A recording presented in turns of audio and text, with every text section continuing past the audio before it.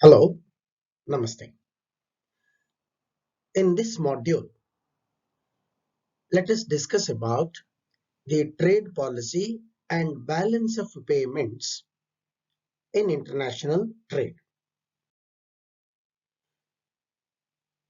First, let us understand what is trade policy. Trade policy, broadly, there is free trade policy and policy of protection. In this module, let us understand free trade policy. In that, let us understand the arguments for free trade policy and arguments against free trade policy. What is trade policy?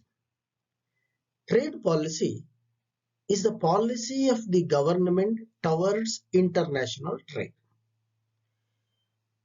We know that international trade in the modern day is considered as an engine of economic growth.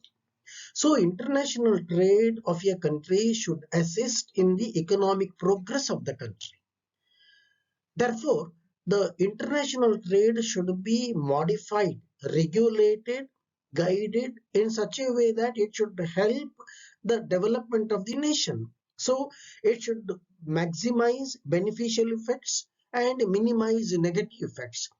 So, broadly speaking, there are two types of trade policies: free trade policy and policy of protection. Now, let us understand what is free trade. In economics literature, we often refer free trade as laissez-faire. Laissez-faire means minimum government interference. Classical economists were the advocates of laissez-faire policy. Laissez-faire means a policy of non-intervention, minimum intervention of the government, a policy in which a government does not discriminate against imports and exports. It considers both exports and imports are equal.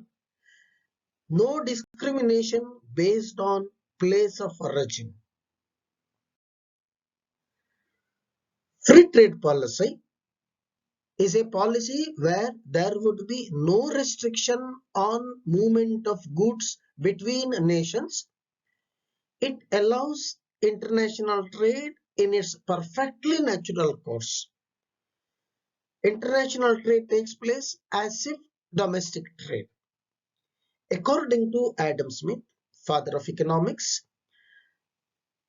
free trade is that system of commercial policy that draws no distinction between domestic and foreign commodities and therefore neither imposes any burden on imports nor grants any special favor to the exports. These are the economists who are the staunch advocates of free trade policy. Classical economists like Adam Smith, Ricardo T.R. Malthus, John Stuart Mill were the strong supporters of free trade policy. Modern economists like Paul Samuelson and Gottfried von Heberler and Jagadish Bhagawati, the modern economists who are in favor of policy of free trade. These are the arguments in favor of free trade, which we will take up one by one. The most important argument in favor of free trade policy is maximization of output. Each country shall specialize in the production of a commodity in which it is efficient or has comparative cost advantage. As a result, it will raise the production, raise the productivity, and it can offer commodities at a lower price, affordable price. So it leads to maximization of output. Number two, optimum utilization of resources. It means a country will specialize in the production of a commodity for which it is better suited.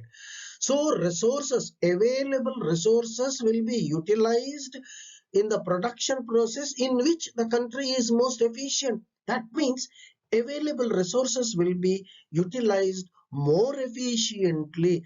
That itself is the way for development. Number three, expansion of market.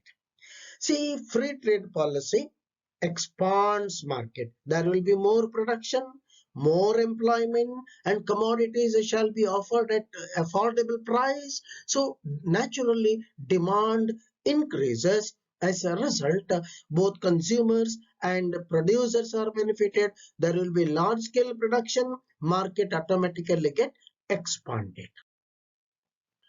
Number four, it prevents monopolies. See, when there is a foreign competition, when there is competition between domestic industries and foreign industries, naturally it prevents the emergence of monopoly. We know that monopoly always is detrimental to the consumer's welfare. So, uh, free trade policy prevents the emergence of monopoly power. As a result, it helps the consumers. And number five, beneficial to consumers and producers. At the outset, free trade policy benefits the consumers because today, on account of free movement of commodities between the nations without any interruption, WTO, we can enjoy, we can relish varieties of commodities that are originated in different parts of the country. So there is a choice, freedom of choice. High quality goods are made available at affordable price. Coming to the producers, because of the competition, efficient producer will have an opportunity to expand productive apparatus.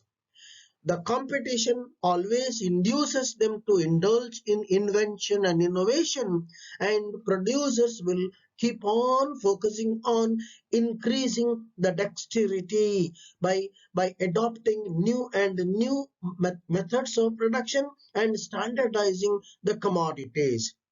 Number six, educative effect. Free trade always encourages the spread of new technology, new idea, because when there is competition, naturally there will be research and development, there will be innovation, there will be invention. Even for consumers, they cannot just go to the market and buy a commodity.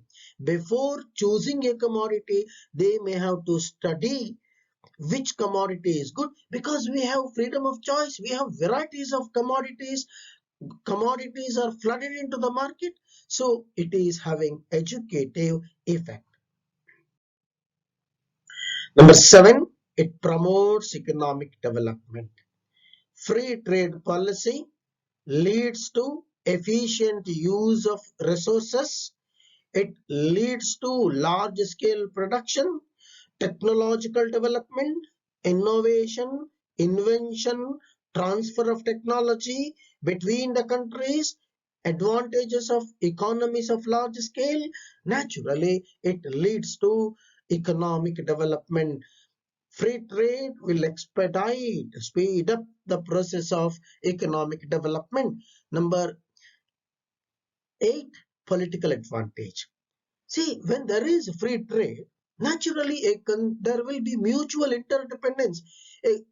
India will export commodities to Japan, Japan will export commodities to India.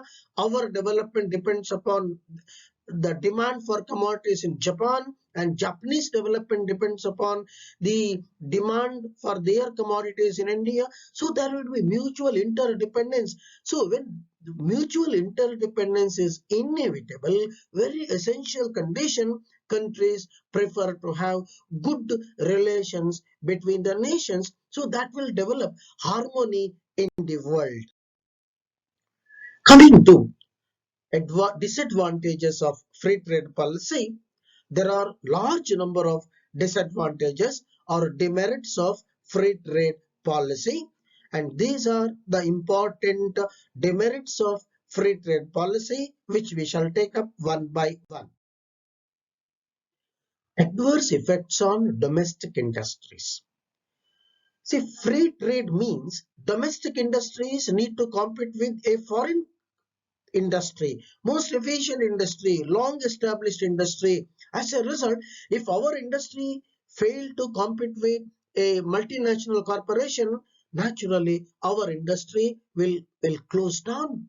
This harms the development of domestic industry. This is more so in case of developing countries of the world. Number two, economic instability. See, when there is a free trade, there will be more trade relationship between the countries of the world. An economic depression which may originate in a foreign country due to their wrong economic policy, the same depression will spread, percolate down to India also. Any instability that may originate in India may affect our trading partner also. So today, through international trade, economic instability originated in some part of the country automatically will affect our economy also.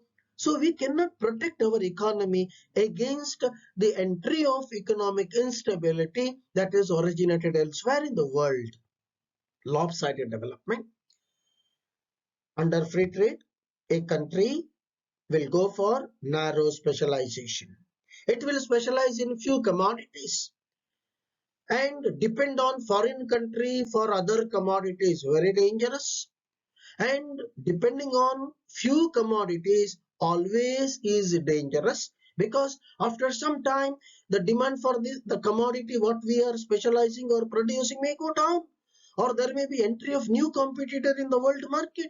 So depending on few commodities is always a dangerous proposition. It leads to lopsided development. It encourages conspicuous consumption. This is the greatest danger of free trade policy, because all foreign commodities will enter into our economy. Our market will be flooded with varieties of commodities, enticing us, inducing us to spend money lavishly, conspicuously. That may induce us to go for extravagant expenditure, wasteful expenditure. So a country which is already facing shortage of capital, free trade encouraging conspicuous consumption may lower the volume of capital availability. Number two, it cannot be pursued by few countries. If all nations of the world in the world they follow free trade, well, we will also follow and we will also benefit. If we follow free trade and if others don't follow free trade, then we will be in the losing end. So free trade policy is good if all countries pursue free trade policy, which is a day's dream. Number six, not suitable to developing countries. Developing countries, they have peculiar problem. They have deep-rooted problem. So we are not efficient in many commodities. For you take America. America is even an efficient grower of paddy, grower of rice, grower of vegetable. That means very difficult for a developing country to specialize, because it is not efficient manufacture of any commodity. Then free trade policy will not benefit a country. Loss of economic or control over economic policy. If we follow free trade policy, without interruption, foreign goods will come, our goods will go out of our country. That means we cannot pursue economic policy of our choice, because we don't have any control over movement of commodities between the nations of the world. So many countries complain that free trade policy results in loss of control over economic policy, because a country focusing on economic development may have to regulate, may have to control, may have to moderately adjust economic policies, which is not possible in the case of free trade. Thank you.